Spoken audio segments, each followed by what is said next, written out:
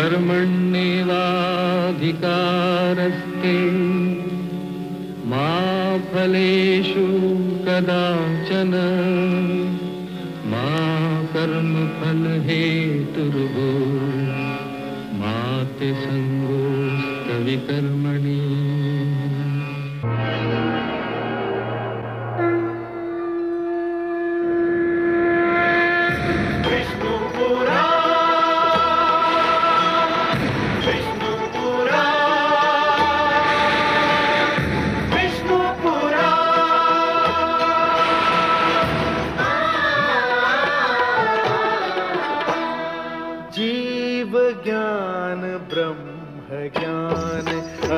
श्री विष्णु पुराण ओम की कथा महान। जय श्री विष्णु पुराण विष्णु पुराण विष्णु पुराण विष्णु पुराण। प्रगटे कब तीन लोक पृथ्वी जल वायु गगन प्रकृति कब ज्योत अगन। इस पुराण में है निहित जप तप और योग ध्यान। विष्णु पुराण विष्णु पुराण विष्णु पुराण।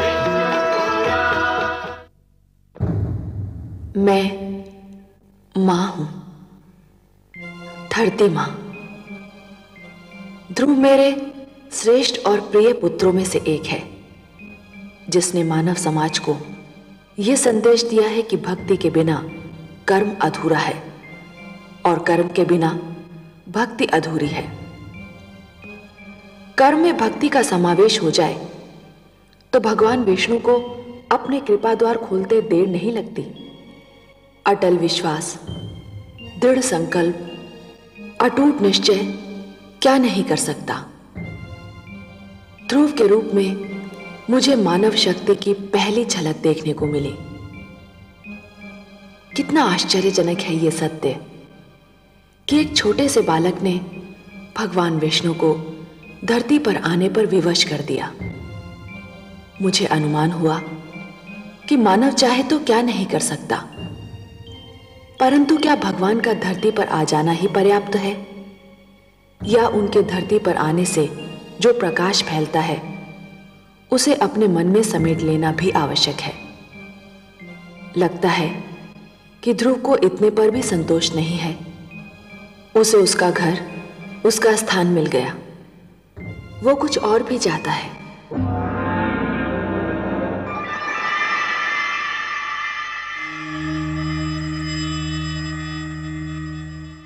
वासुदेव, वासुदेव, आप कहाँ चले गए वासुदेव?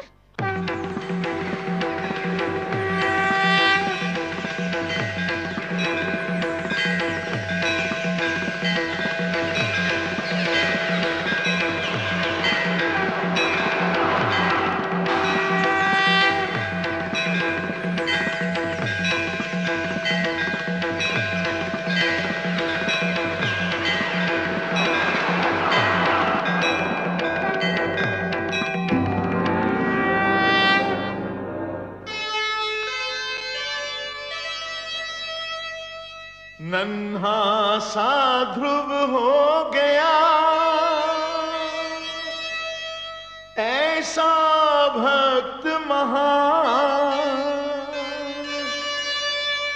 शक्ति दिखाई भक्ति ने, प्रगट हुए भगवान।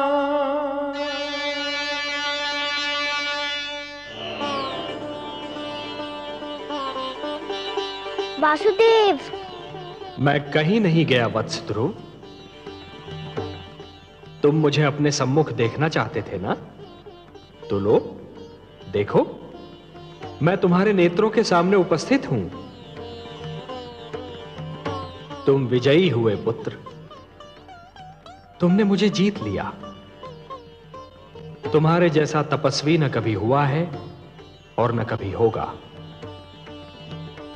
तुमने सिद्ध कर दिया कि जीव ब्रह्म का ही एक अंश है और अपनी साधना से ब्रह्म को भी धरती पर ला सकता है। तुमने यह सिद्ध कर दिया वत्स कि सृष्टि की सबसे बड़ी शक्ति है भक्ति। वत्स ध्रुव, अब श्वास लेना आरंभ कर दो पुत्र। अब मैं कहीं नहीं जाऊंगा।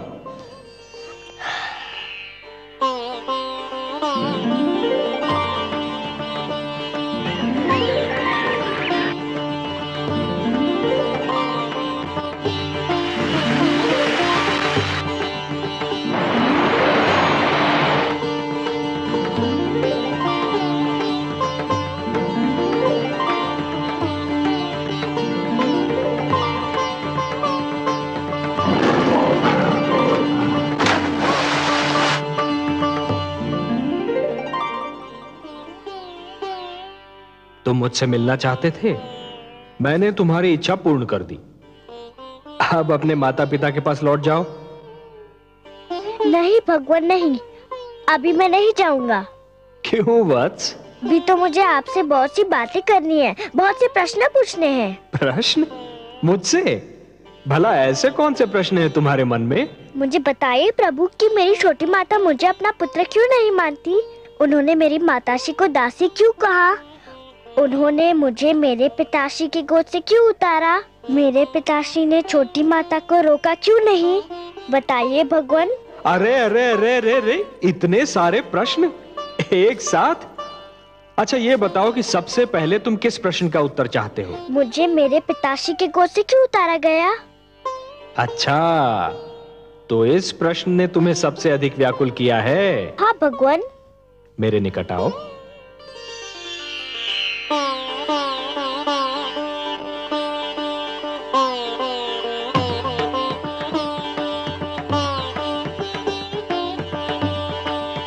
और निकट आओ वत्स।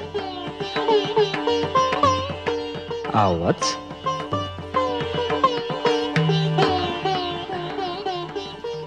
मेरी गोद में बैठ जाओ।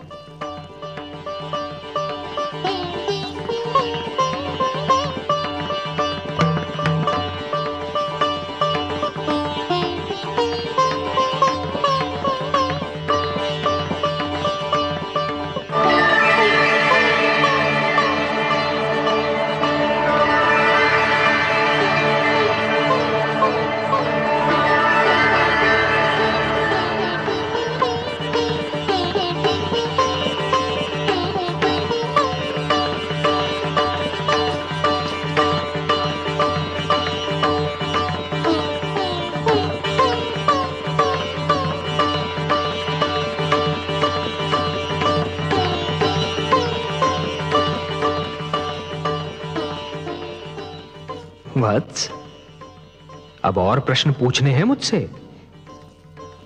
कुछ नहीं पूछना प्रभु, अब कुछ नहीं पूछना। अब तो मुझे हर प्रश्न का उत्तर मिल गया है। मेरे चारों ओर ज्ञान का प्रकाश फैला हुआ है। मैं वहाँ हूँ जहाँ केवल मैं हूँ और आप है। अच्छा वासुदेव। ओम पूर्णमदः पूर्णमिदं पूर्णात् पूर्णमुदच्यते पूर्णस्य पूर्णमादाय पूर्णमेवावशिष्यते। अब ना कोई कामना है ना कोई इच्छा। आपकी गोद में आकर लगता है इसके सिवा हर वस्तु तुच्छ है। अब मुझे कुछ भी नहीं चाहिए। मुझे मेरा ठिकाना मिल गया, मेरा घर मिल गया।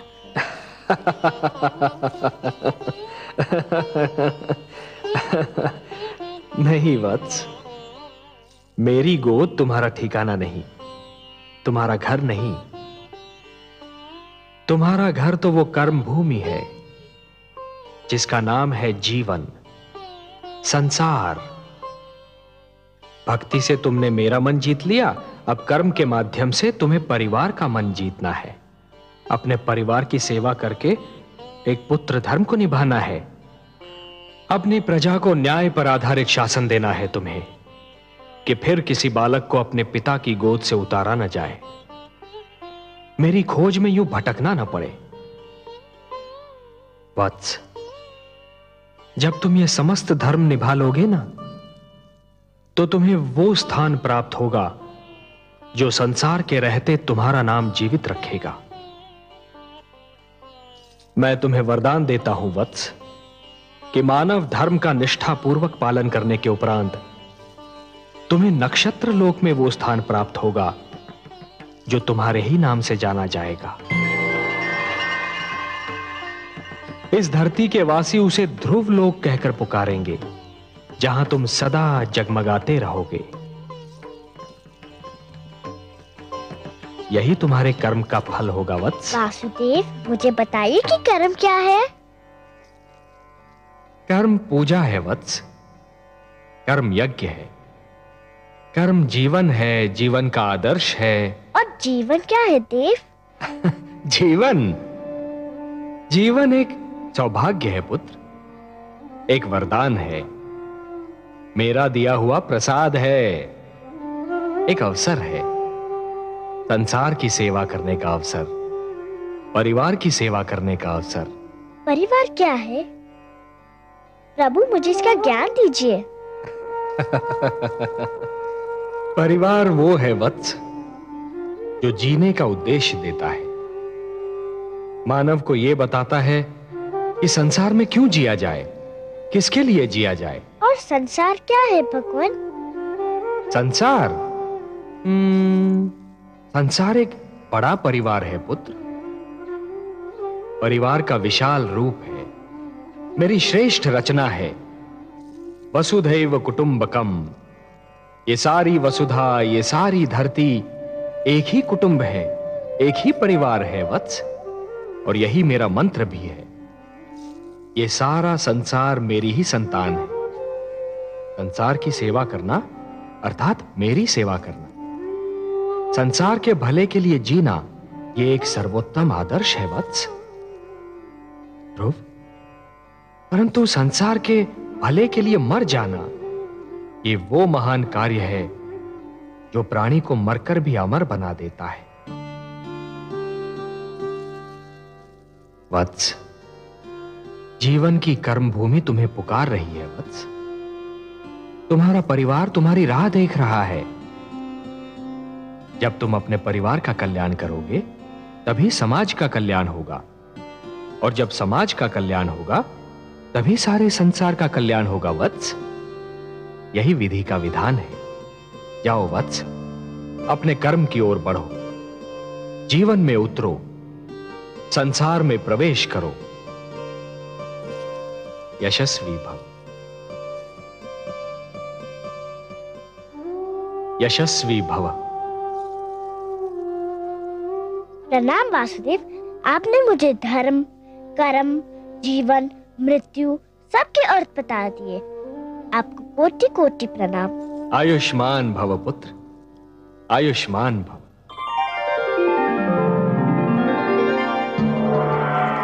इन्हें तो तुम पहचानते ही हो पुत्र, इनसे तुम कई बार मिल चुके हो। ये विष्णु प्रिया हैं, तुम्हारी माता लक्ष्मी। चाहिए माता, हम आपसे नहीं बोलते। क्यों पुत्र? आप चाहती तो मुझे बहुत पहले भगवान विष्णु की गोद में बिठा देती तो आपका क्या बिगड़ जाता? मेरा कुछ नहीं बिगड़ता पुत्र, पर मैं माता हूं और तुम मेरे पुत्र। हर माता यही चाहती है कि उसका पुत्र महान बने। यदि मैं तुम्हें भगवान विष्णु की गोद में बिठा देती तो तुम वो ना बन पाते जो आज हो। अब तुम एक महान भक्त बन चुके हो। मैं तुम्हारी सहायता करती तो मैं महान कहलाती, तुम्हारी महानता छिपकर रह जाती। मेरे स्वामी का तो यही संकल्प है कि हर मानव का कल्याण हो। मैं भी उन्हीं का संकल्प पूरा कर रही थी। आप महान है माता, मैं समझ गया कि आपने क्या किया और क्यों किया। मैं आपके चरणों में शीश नवाता हूँ। मैं आपका उपकार कभी नहीं भूलूंगा। प्रणाम। नारायण नारायण।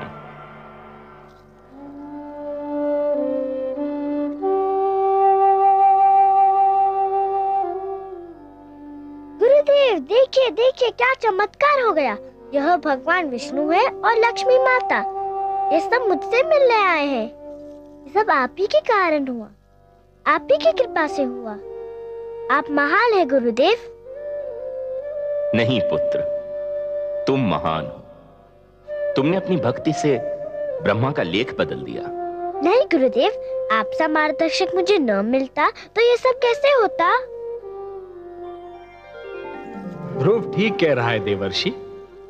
गुरु तो भगवान से भी बड़ा होता है। गुरुर ब्रह्मा गुरुर विष्णु गुरुर्देवो महेश्वरः गुरु साक्षात परब्रह्म तस्मै श्री गुरवे नमः। यशस्वी भव पुत्र। प्रभु, यदि आपकी और माता की अनुमति हो तो मैं वत्स ध्रुव को महाराज उत्तानपाद की राजधानी पहुंचा दूं। नहीं देवर्षि, आप अकेले नहीं जाएंगे। ध्रुव को विदा करने हम सब साथ मिलकर जाएंगे।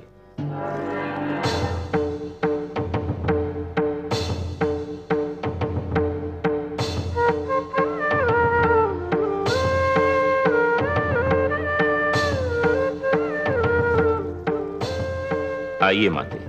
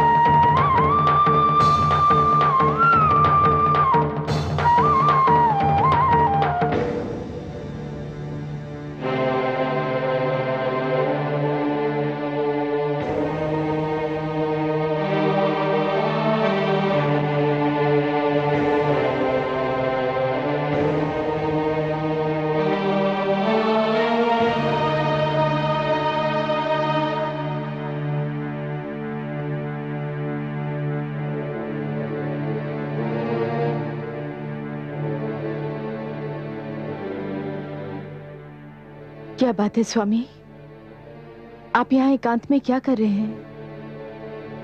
एकांत? एकांत के सिवा मेरे जीवन में राह क्या है?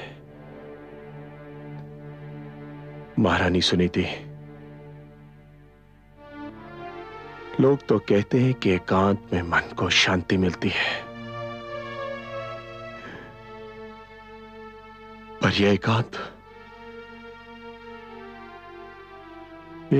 बड़ा निष्ठुर है।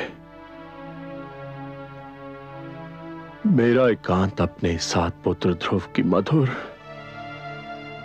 स्मृतियों की भीड़ लाता है। इस एकांत का मौन बड़ा ही निर्दयी है। ये चिल्ला चिल्ला कर मुझसे प्रश्न पूछता है जिनके उत्तर मेरे पास नहीं। ये पूछता है कि पुत्र ध्रुव क्यों चला गया, कहां चला गया।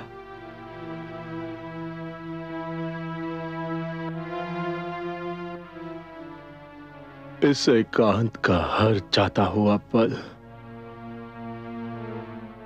मुझ पर दोष लगाकर जाता है कि मैंने अपने ही हाथों से अपने संसार में आग लगाई थी, और हर आता हुआ पल यह संदेश लेकर आता है कि ये एकांत ही मेरा दंड है।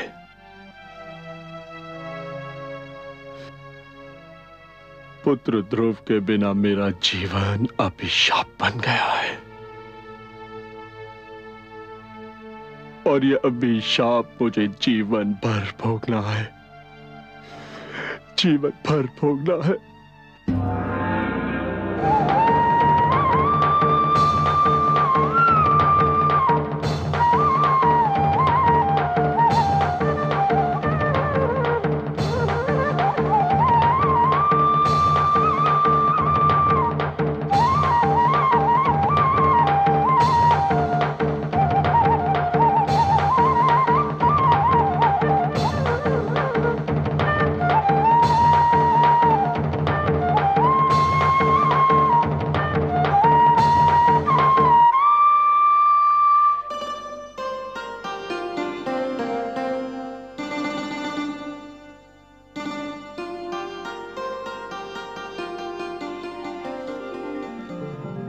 आयुष्मान भव पुत्र।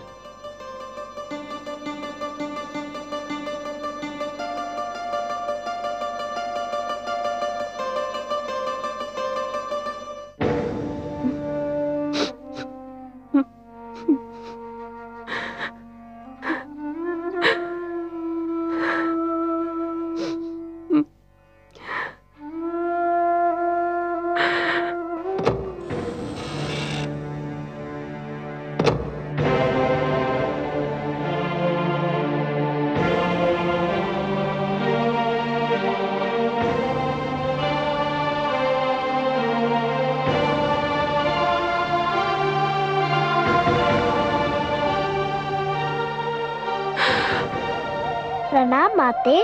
ध्रुव तुम? हाँ, मैं आपको धन्यवाद देने आया हूँ। धन्यवाद? मुझे? मैंने ऐसा कौन सा शुभ कार्य किया है कि तुम मुझे धन्यवाद देने आए हो? आपने जो मुझ पर उपकार किया।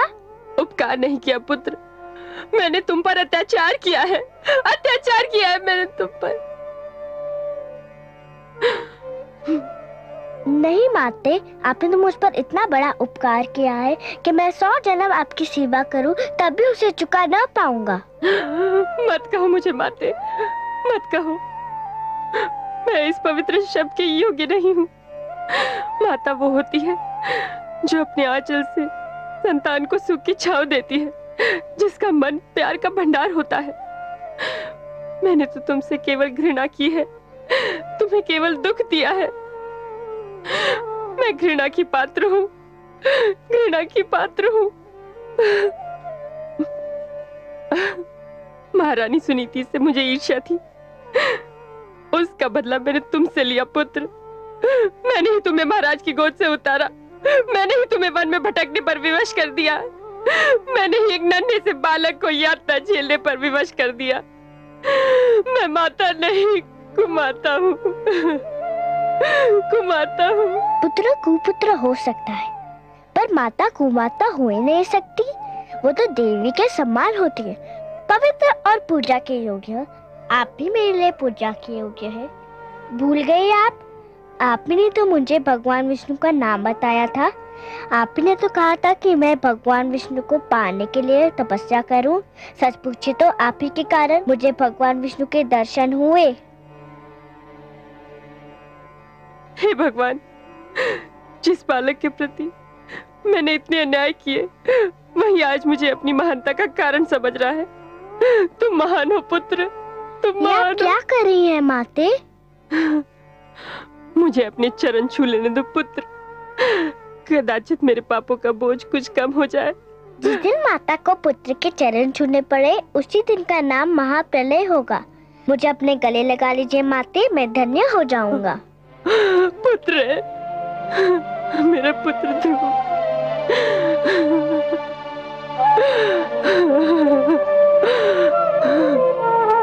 मेरा पुत्र ध्रुव।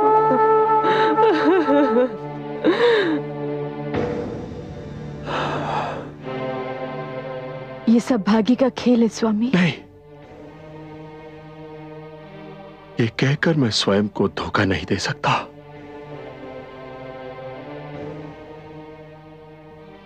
इन तर्कों से मेरे मन को शांति नहीं मिलती।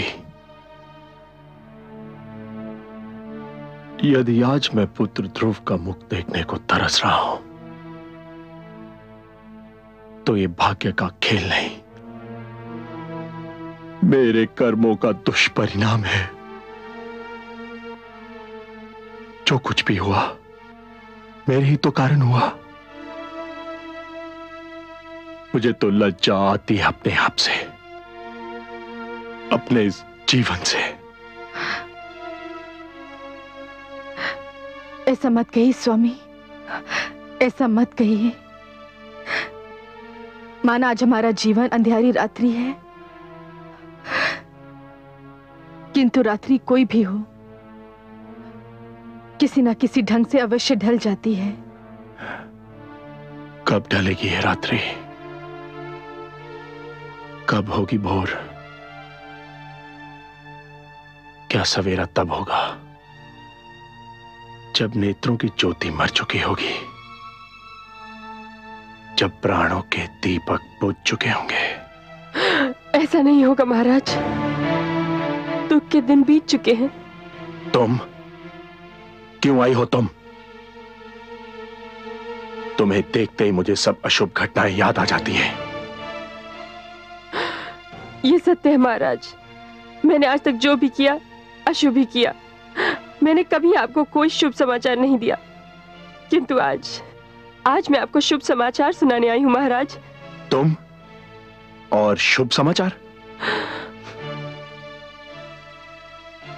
बबूल के वृक्ष पर आम नहीं फलते सुरुचि। महाराज, भगवान विष्णु चाहे तो क्या नहीं हो सकता। ये देखिए। प्रणाम माते, प्रणाम पिताश्री। ध्रुव, मेरे लाल।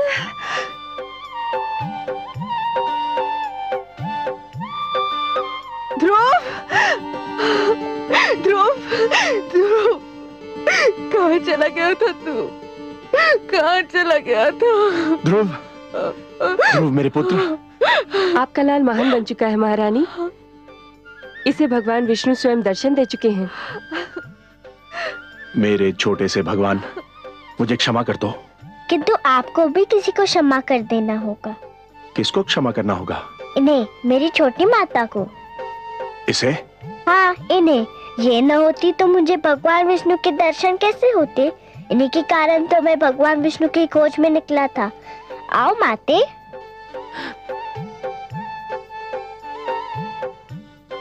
मुझे क्षमा कर दीजिए महाराज।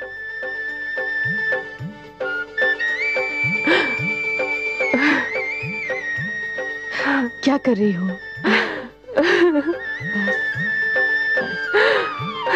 ध्रुव भैया, ध्रुव भैया। त्याग तपस्या भक्ति से जीत लिया भगवान। धन्य हुआ संसार सब पाकर भक्त महान। ऐसा था निश्चय अटल, ऐसा था विश्वास। ध्रुव ऐसा तारा बना, चमक उठा आकाश, चमक उठा आकाश।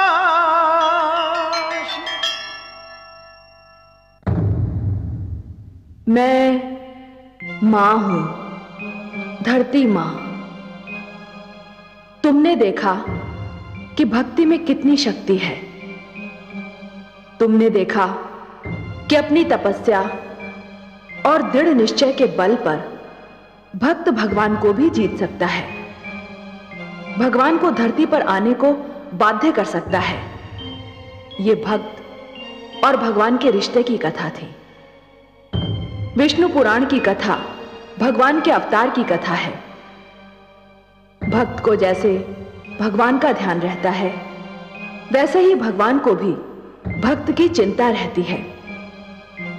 भगवान विष्णु ने माता लक्ष्मी से कहा था, परित्राणाय साधूनाम विनाशाय च दुष्कृताम धर्म संस्थापनार्थाय संभवामि युगे युगे। और अपने इस वचन को उन्होंने एक बार नहीं, बार बार निभाया। भगवान विष्णु ने आप्त वचन के रूप में मानव को जीवन के नियम प्रदान किए हैं। इन नियमों को जब भी तोड़ा गया, मानव पर, जीवन पर संकट की जब भी कोई घड़ी आई, श्री विष्णु भगवान धरती पर अवतरित हुए और पाप तथा पापी का नाश किया, क्योंकि वही तो धरती के पालनहार हैं। नियम भी तो उन्होंने ही बनाए हैं, फिर वे कैसे सहन कर सकते हैं कि उनके नियमों को तोड़ा जाए।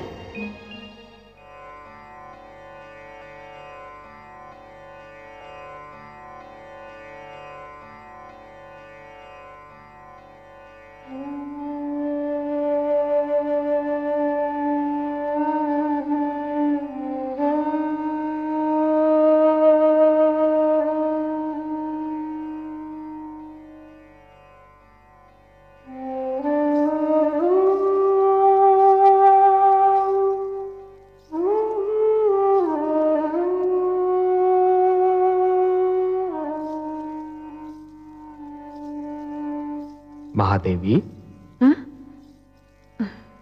मैं तो समझ रहा था कि आपकी सारी चिंताओं का अब अंत हो चुका होगा। आपके पुत्र ध्रुव ने जो भी कामनाएं की थी वो सारी पूर्ण हो गई हैं, और जो वचन मैंने उसे दिए थे वो भी पूर्ण हो गए हैं। पर आप तो अब भी चिंता की मूर्ति बनी हुई हैं, क्या सोच रही हैं? हे कमल नयन, आपके सुंदर मुख से जो पावन बोल निकलते हैं वो तो मेरे हृदय पर अंकित हो जाते हैं। आपने एक बार कहा था कि धरती पर आपके अगणित भक्त हैं। ध्रुव का कल्याण तो हो गया, पर उससे केवल एक का कल्याण हुआ है, और भक्तों का कल्याण कैसे होगा? जो ज्ञान, जो प्रकाश ध्रुव को मिला, उस पर तो समस्त मानव जाति का अधिकार है। ये ज्ञान, ये प्रकाश उनको कैसे मिलेगा? ये जीवन के नियम उन्हें कौन बताएगा? वाह देवी वाह, आप केवल हमारी वामांगी नहीं हैं, आप तो हमारे विचारों की संगिनी भी हैं। आपने अभी जो कहा वास्तव में चिंता का विषय है, और हम आपके आभारी हैं कि आपने इस चिंता को व्यक्त कर दिया। मानव कल्याण ही तो हमारा परम उद्देश्य है। हमें ज्ञान का प्रकाश मानव तक पहुंचाने के लिए कुछ दीप प्रज्वलित करने होंगे।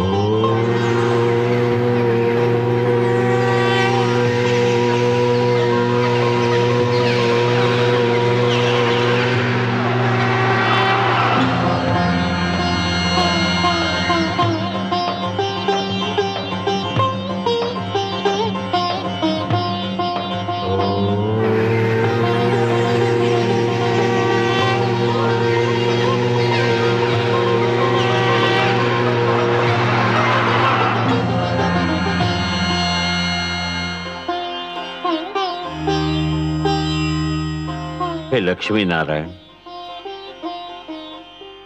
मेरे लिए क्या आदेश है? आज आपकी सभा में कुछ नवीन, अति सुंदर और महातेजस्वी पात्र दिखाई दे रहे हैं प्रभु, जिनके आज से पहले अभी दर्शन नहीं हुए। हे ब्रह्मा, ये आप्त वचन है, मेरी वाणी है।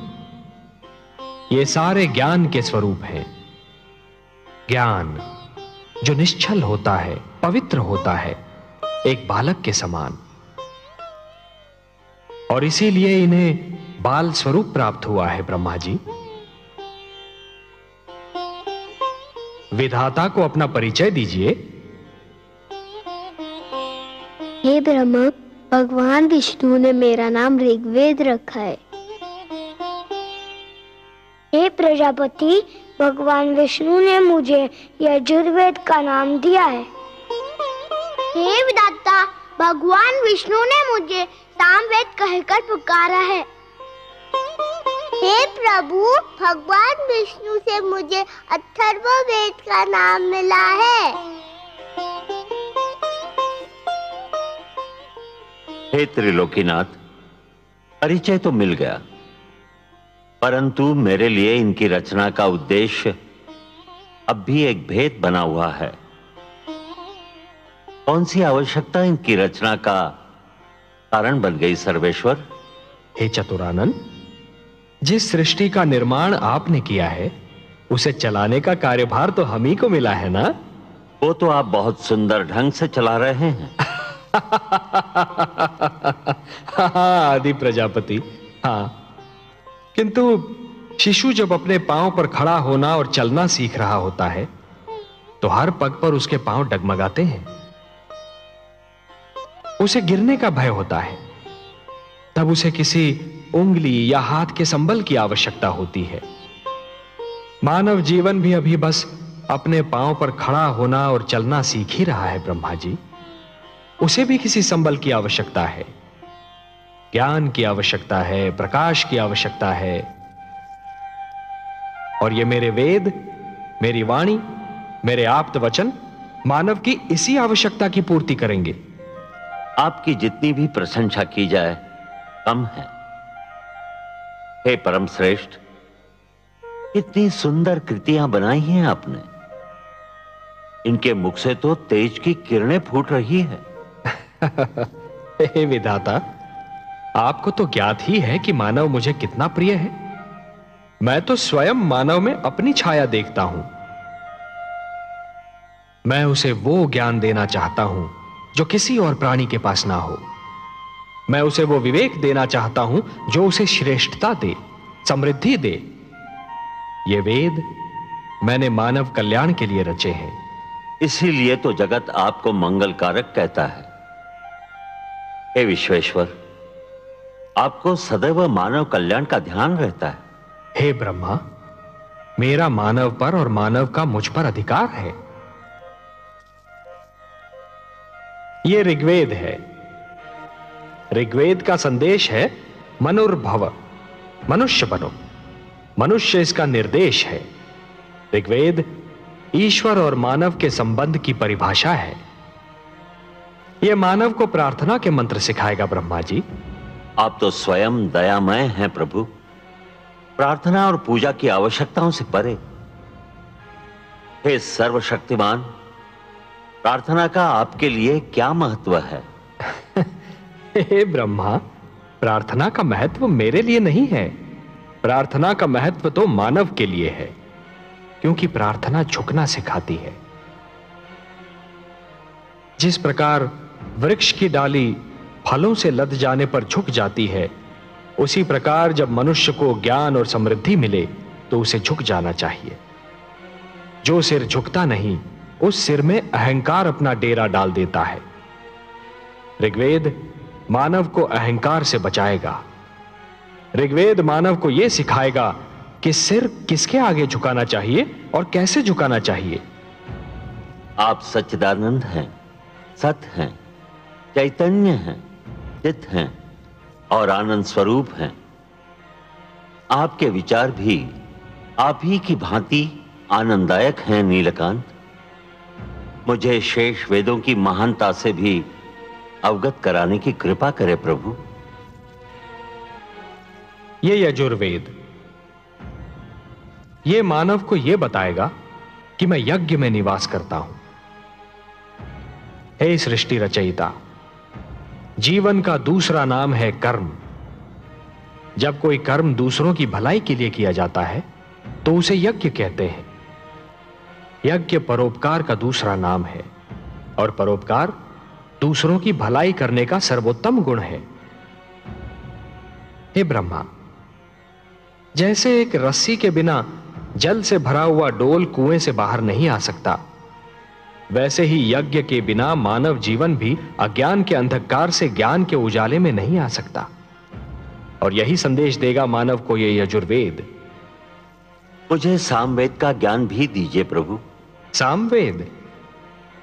हे ब्रह्मा, आपकी सृष्टि के कण कण में संगीत बसा है। संगीत जो मन को मुग्ध कर देता है। संगीत कोयल की कूक में भी है और पपीहे की पुकार में भी, नदी की लहरों में भी है और झरने के बहाव में भी। आत्मा को परमात्मा की झलक मिलते ही मन में राग अनुराग का जो सोता फूट पड़ता है, उसी का मधुर संगीत है ये सामवेद। संगीत ज्ञान का भंडार है ये सामवेद। और यह अथर्ववेद। हे आदि प्रजापति, आप तो जानते हैं कि धरती पर सूर्य अपने संग एक नवीन दिन के साथ साथ एक नवीन समस्या, एक नवीन कठिनाई भी लाता है। और मानव जीवन की प्रगति के लिए यह आवश्यक भी है कि वह समस्याओं को सुलझाता रहे, कठिनाइयों से लड़ता रहे। यह अथर्ववेद मानव को धरती पर पैर जमाने का पाठ पढ़ाएगा, उसके मन और शरीर को आपत्तियों विपदाओं से बचना सिखाएगा और समस्याओं को सुलझाने का मार्ग दिखाएगा। हे सर्वेश्वर, ये वेद पाकर तो मानव धन्य हो जाएगा, वो श्रेष्ठ हो जाएगा। आप धन्य हैं प्रभु, धन्य हैं। अपने आप्त वचन के रूप में संसार को ये अनुपम भेंट दे रहे हैं। हे ब्रह्मा, यदि मानव ने इन वेदों की रक्षा की तो ये वेद भी मानव की रक्षा करेंगे। धर्मो रक्षति रक्षिता। मैं चाहता हूं कि मेरी वाणी को सुरक्षित रूप से आप मानव जाति तक पहुंचा दें। यह कार्य तो आप ही कर सकते हैं ब्रह्मा जी। मैं आपके आदेश का सहर्ष पालन करूंगा सर्वेश्वर। हे ज्ञानकोश, आओ मेरे साथ।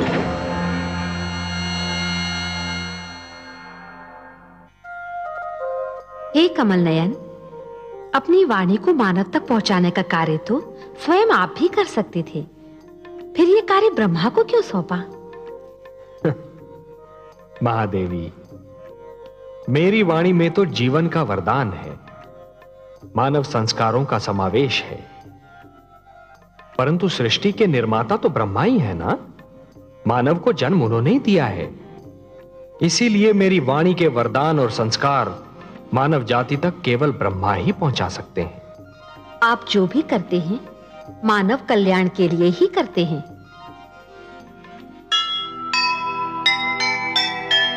जग है रचना विष्णु की, वे ही हैं करता, सबकी है चिंता उन्हें, वे हैं पालनहार। मानवता का हो भला, सबका हो कल्याण, इसीलिए संसार को दिया वेद का ज्ञान, दिया वेद का ज्ञान।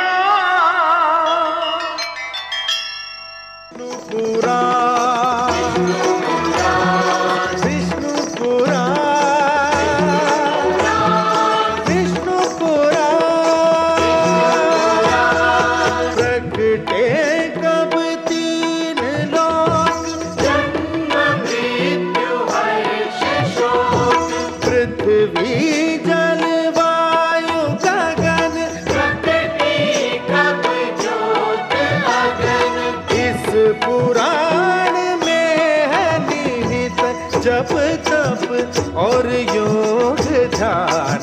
विष्णु पुराण।